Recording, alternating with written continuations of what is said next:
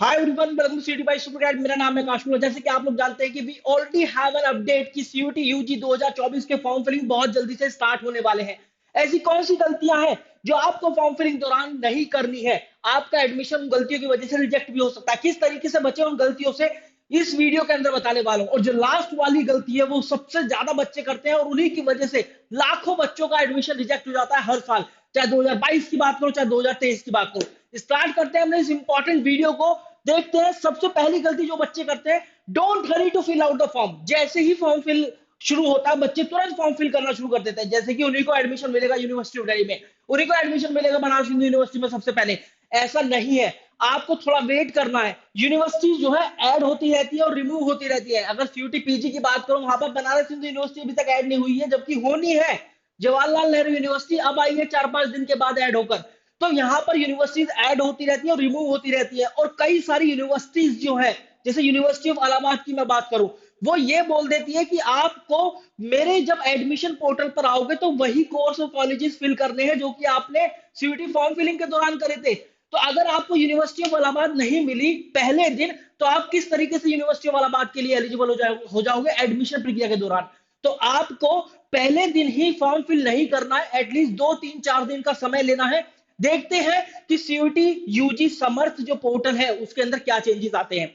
दूसरी, your personal detail to be match with your ID and documents.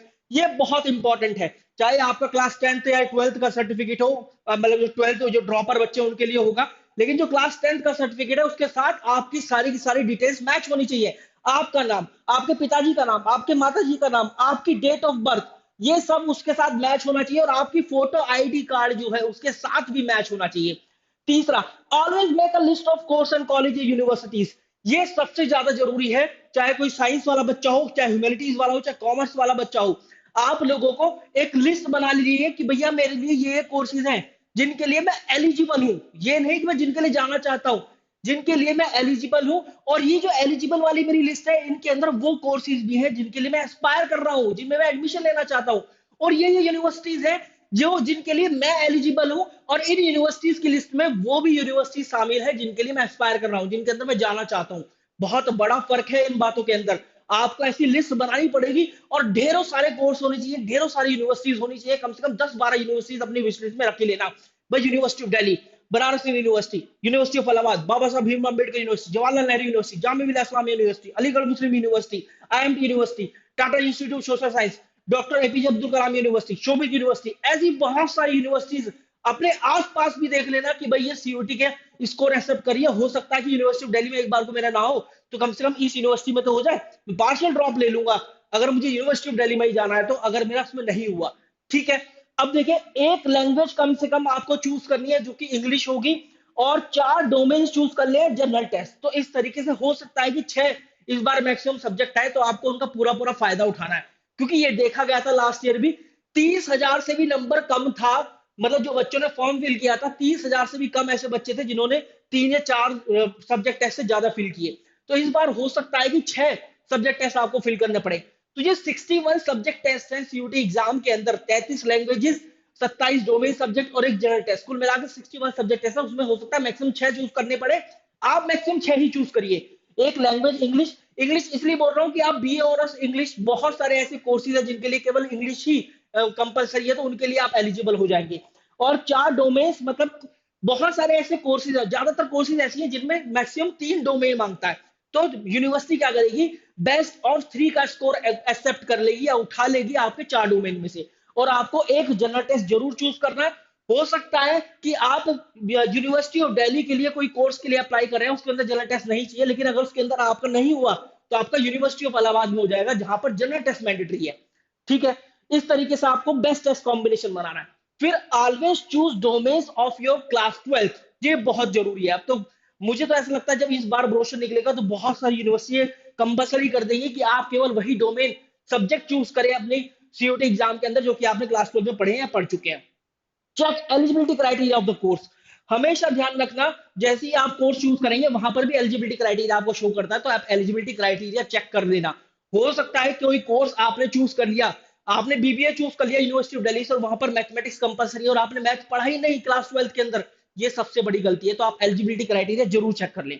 Don't rely on cyber cafe, बहुत important है। कभी भी cyber cafe, क्योंकि ये क्या है, ये आपका टर्निंग पॉइंट हो सकता है, ये आपका डिसीजन मेक लाइफ का डिसीजन मेकिंग पॉइंट है।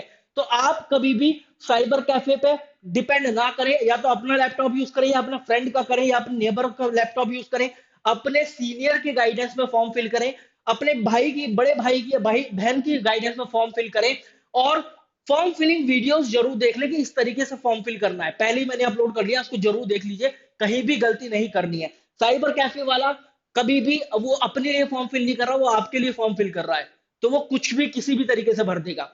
इसके बाद अगर मैं बात करूं, बहुत बहुत इंपॉर्टेंट ये 8वां पॉइंट, योर डॉक्यूमेंट्स।